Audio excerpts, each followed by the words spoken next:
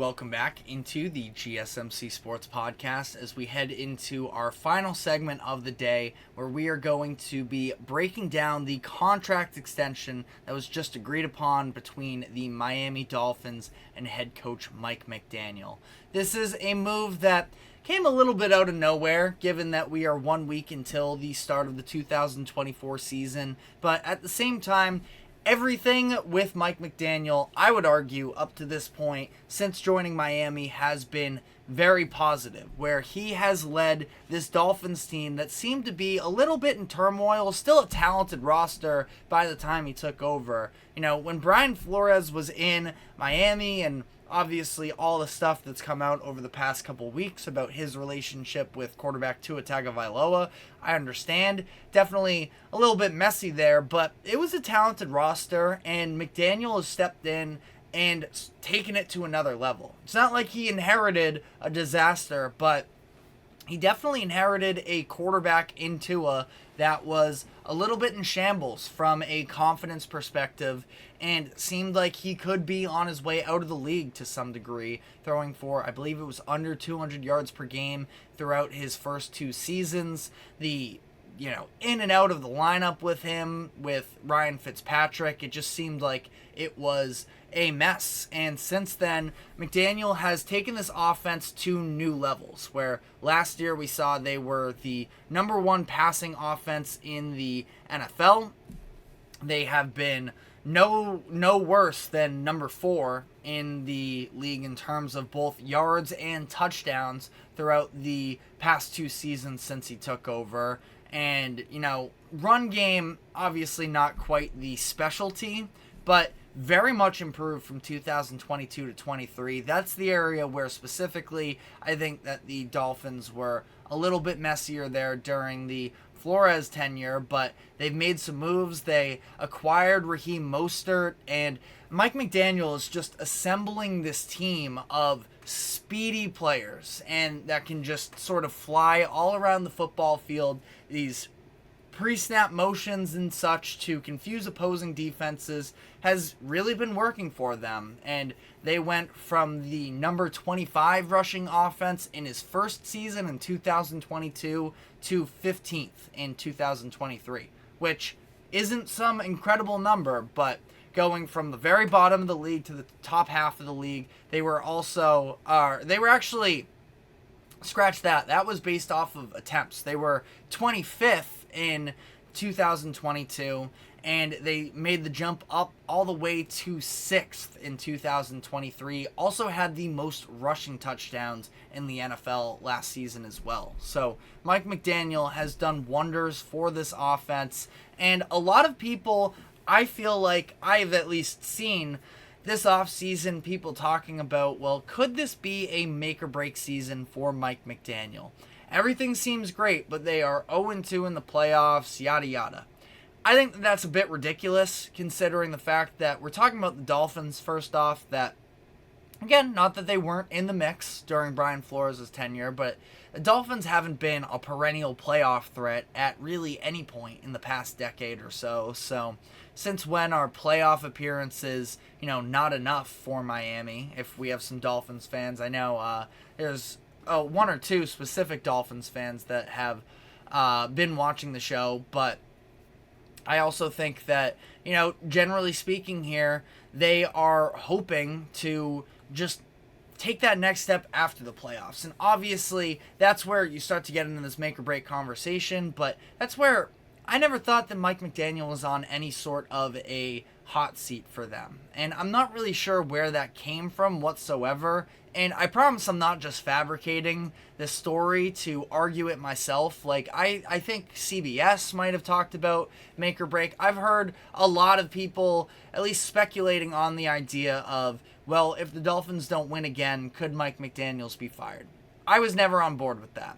And I think that this move sort of reassured the Dolphins fans and the Dolphins faithful that Mike McDaniel, they do have confidence in him being the long-term answer, which I definitely think is the right decision. It sounds like there is a really positive relationship between Mike McDaniel and general manager Chris Greer, as well as CEO Tom Garfinkel.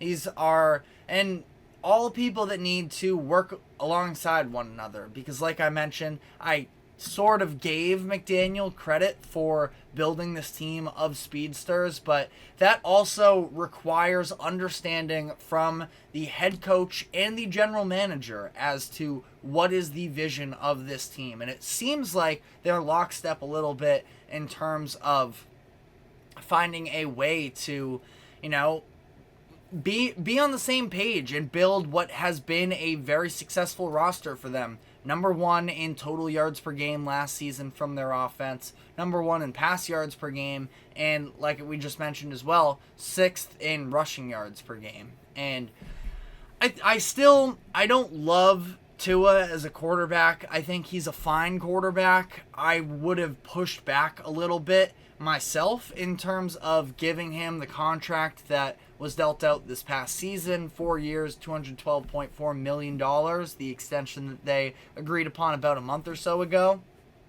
That I don't love that deal necessarily, but without a doubt, I mean, Tua has taken massive strides under McDaniel these past couple seasons, and the thought process is that McDaniel can continue to unlock him.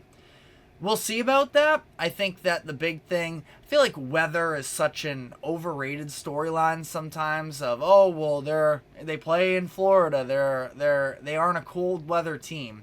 I don't know how much to always buy into that, but that being said, I mean, last year I thought that Tua in that offense did not look up to the challenge whatsoever when it came to the playoffs. Now, they were playing in the cold. Not just that, though. They were playing against one of the best defenses in the NFL, in the Kansas City Chiefs. So those are all other factors to add onto it other than, they were cold. And part of it as well, I thought that defense was really banged up. They were really scratching for edge rushers at that point. And they have a number of guys who can be difference makers defensively, but the Bradley Chubbs of the world, the Andrew Van Ginkels even, Jalen Phillips, I believe might have been hurt for that game.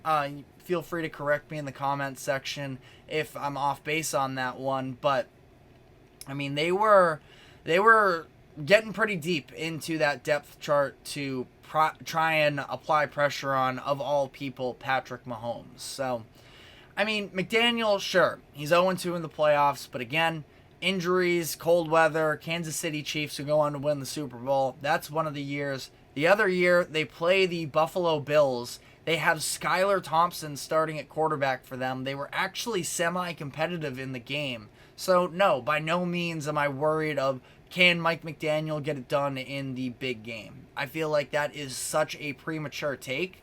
That being said, we haven't seen the other side of it either, where Mike McDaniel has definitively shown that he can win you big games. So if you want to throw that back at me, I do hear you on it. And ultimately, Mike McDaniel, we've talked about this in the past about, specifically, we looked at Dave Canales just a couple weeks ago about the fast rise there, how there has been a history of fast risers that hasn't panned out, a la Brandon Staley with the Chargers these past few years.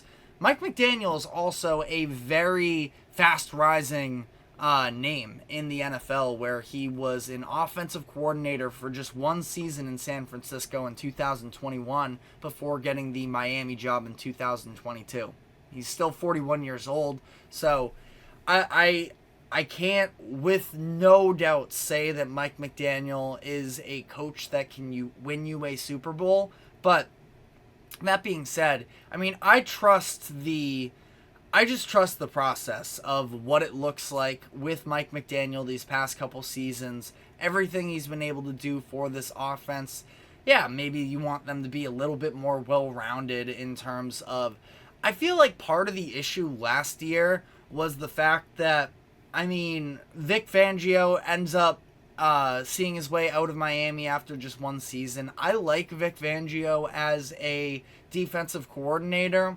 Sounded like he wasn't very popular in the locker room. I do wonder if part of that could have been the dynamic of Mike McDaniel being such a laid-back guy, not being too much of a hardo, that Vic Fangio is maybe a little bit more from that old school, that the just dynamics within the locker room maybe were a little bit off. Who knows?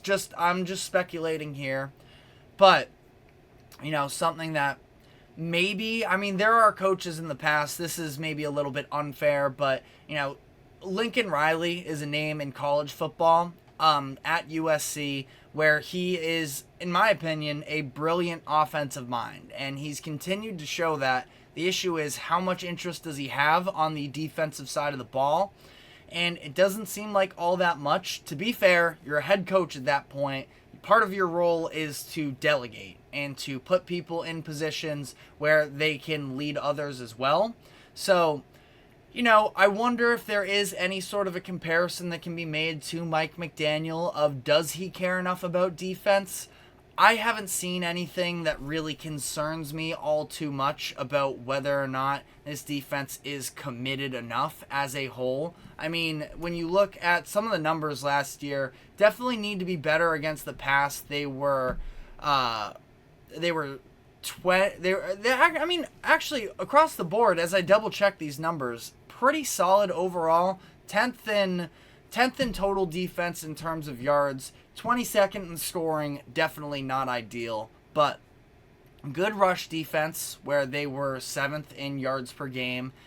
Fine pass defense, 15th in yards per game. So it's not like this is a team sort of going back to that Lincoln Riley comparison. USC has just been, Swiss cheese defensively these past couple years, and that hasn't been the case for Miami, that they have been so atrocious defensively that there's been no making up for it. Now, we'll see how that trend sort of continues to play out for Miami, but they lock down their coach through 2028. This was easily the right decision for me, but if you disagree in the comment section, be sure to let us know why. But that is all the time we have for today. Thank you very much for tuning into the GSMC Sports Podcast. Thank you to the GSMC Sports Network for allowing us to host this show. Remember to like, follow, subscribe wherever you keep up with us.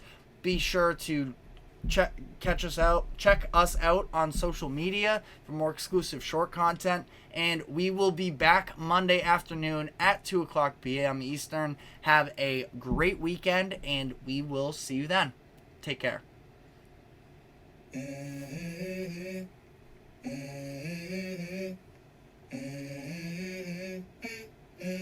Let's go.